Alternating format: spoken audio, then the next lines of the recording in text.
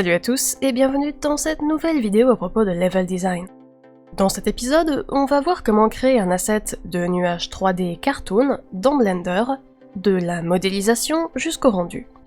Notre but, ça va être de créer un asset léger utilisable pour un jeu vidéo, autrement dit qui pourrait être importé directement dans un moteur de jeu comme Unity, Unreal Engine ou Godot, et utilisé dans une scène 3D en temps réel, sans être trop demandant pour l'ordi.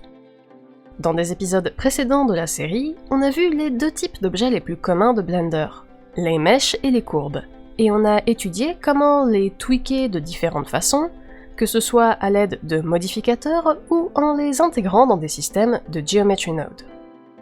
Aujourd'hui, on va explorer un nouveau type d'objet Blender, les Metaballs.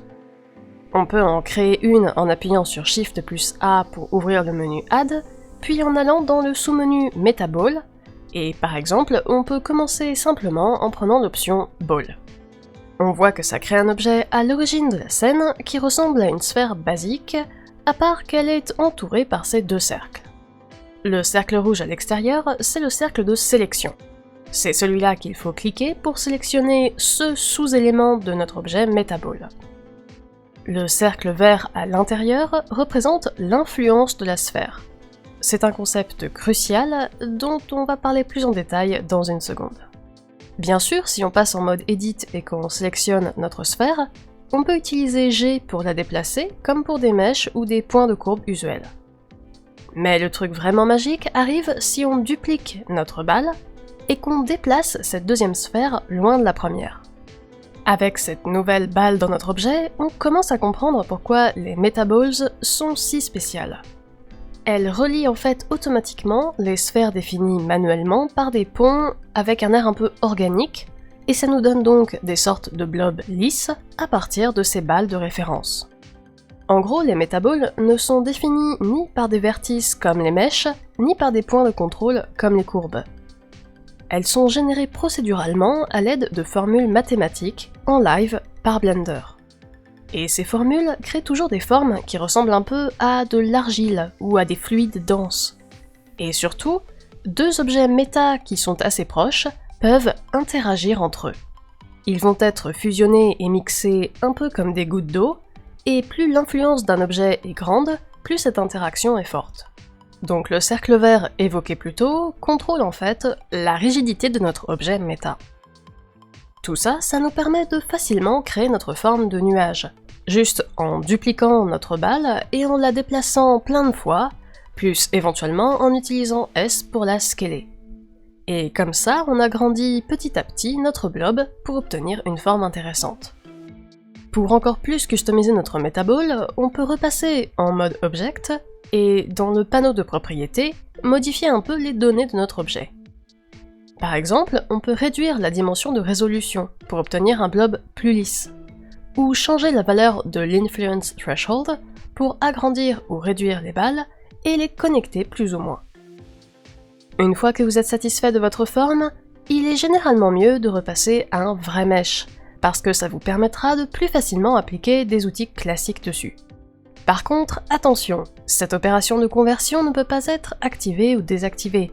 C'est ce qu'on appelle une opération destructive. Donc il vaut mieux être sûr de sa forme avant de le faire, ou bien faire une copie de son fichier. Enfin bref, maintenant on a donc un mesh classique avec des vertices, des arêtes et des faces.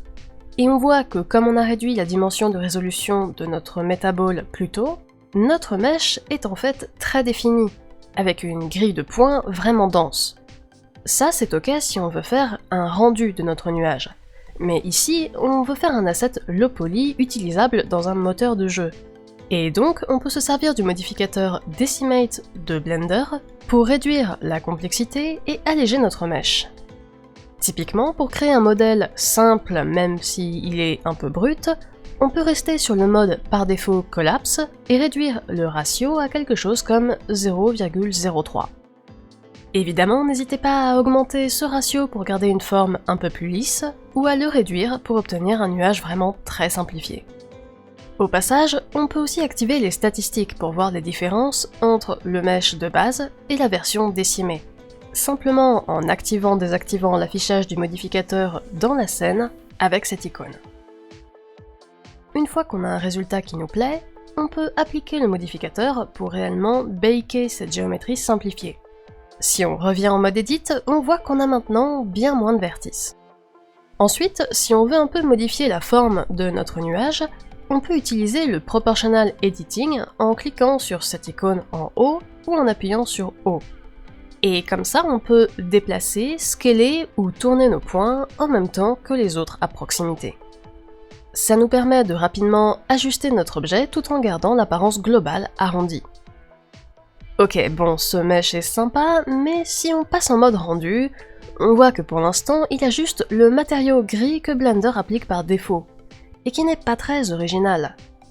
Donc dans la deuxième partie de cette vidéo, on va voir comment, en complément de notre modélisation low poly, on peut créer un matériel cartoon cel shaded, et même ajouter un contour lors du rendu.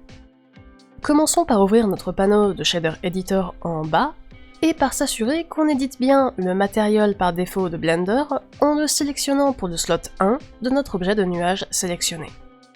On voit que pour le moment, ce matériau ne contient que deux nœuds, un Principled BSDF et le nœud de sortie.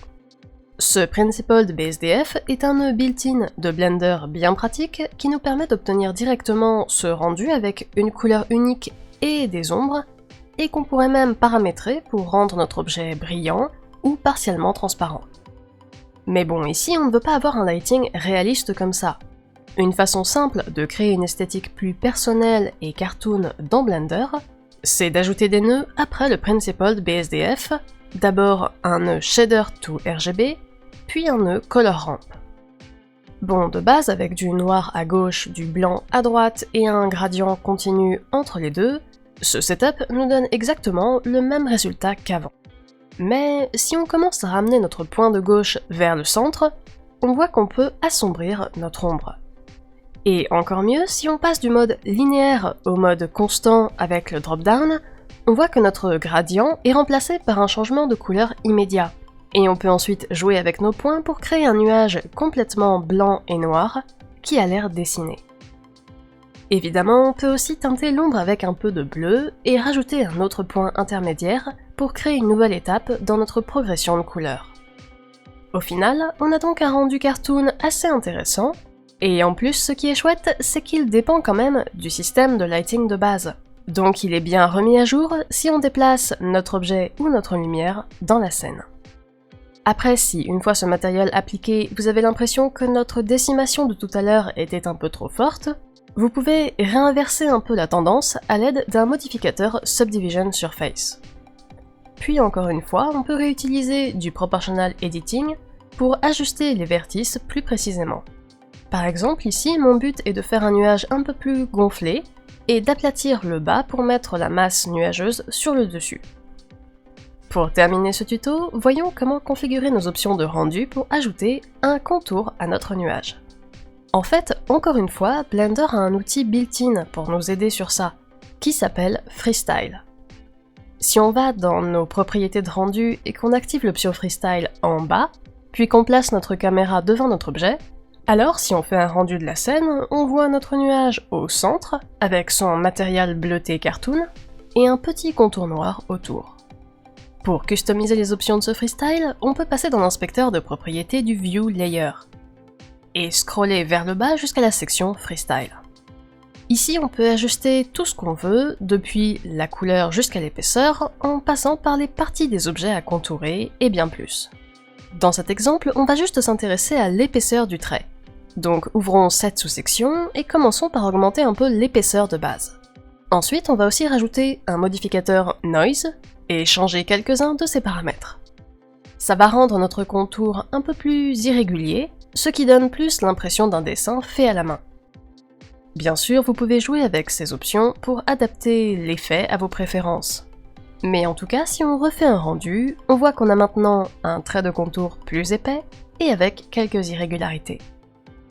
Pour la touche finale, n'oubliez pas que vous pouvez aussi aller dans les propriétés de rendu et rendre le film transparent, pour faire un rendu avec un fond transparent qui pourra être sauvé comme une image PNG transparente.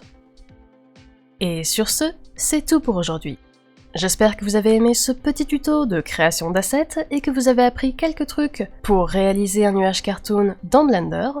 Si c'est le cas, pensez à laisser un petit like et à vous abonner à la chaîne pour ne pas rater les suivants. Et bien sûr, n'hésitez pas à laisser un commentaire avec vos idées pour de futurs tutoriels sur le level design. Comme d'habitude, prenez soin de vous et à bientôt.